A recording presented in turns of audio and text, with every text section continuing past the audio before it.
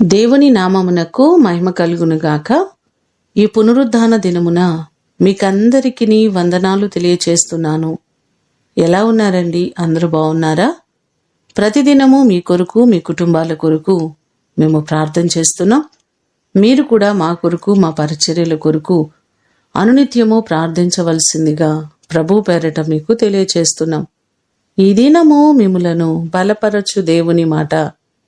అతడు యెహోవాను ఆశ్రయించినంత కాలము దేవుడు అతన్ని వర్ధిల్ల చేసెను.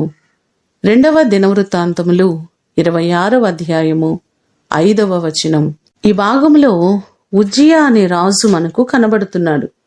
అతడు రాజ్య పరిపాలన ప్రారంభించే నాటికి కేవలము 16 సంవత్సరాల వయసు మాత్రమే ఉండి, పిన్న వయసులో రాజై తన తండ్రి అయిన అమజ్యా వలె యెహోవా దృష్టికి యథార్థముగా ప్రవర్తించాడు అనే విషయాలు మనకిక్కడ కనబడుతున్నాయి.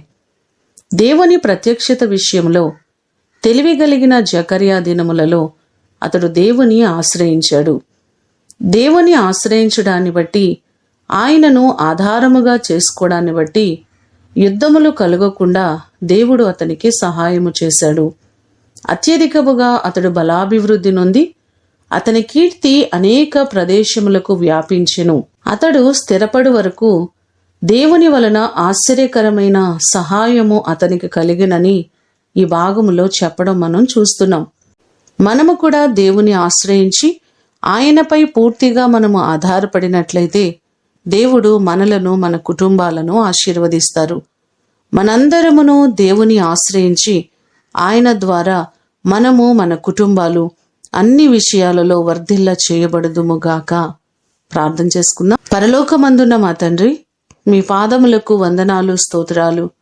మీ కృప చొప్పున మేము మిమ్మలను ఆశ్రయించుటకు సహాయము చేయండి. మిమ్మలను ఆశ్రయించిన వారెవ్వరిని మీరు విడిచిపెట్టేవారు కాదు. మిమ్మలను నమ్ముకొని వారు ఎన్నడూ సిగ్గునొందరని లేఖనం సెలవిస్తుందయ్యా. మేము మీ పైన ఆధారపడుతున్నాం.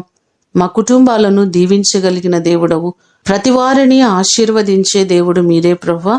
ప్రతి కుటుంబాన్ని మీరు జ్ఞాపకం చేసుకుని ప్రతి వారిని మీరు వర్ధిల్ల చేయండి. దైవజనుల కొరకు ప్రార్థన చేస్తున్నాం. వారిని, వారి కుటుంబాలను, వారి పరిచర్యలను బహుగా మీరు ఆశీర్వదించండి. ప్రతి వారికి మీ కృపాక్షేమములు మీరు తోడుగా ఉంచండి. ప్రతి వారి కష్టార్జితములను దీవించండి. వారి ఉద్యోగములలో, వారి చేతి పనులలో, వారి వ్యాపారములలో వర్ధిల్లతను మీరు కలుగ చేయమని యేసు అతి ఘనమైన నామమున అడిగి వేడుకొని పొందియున్నాము తండ్రి. ఆమేన్. దేవుడు మిమ్ములను దీవించునుగాక.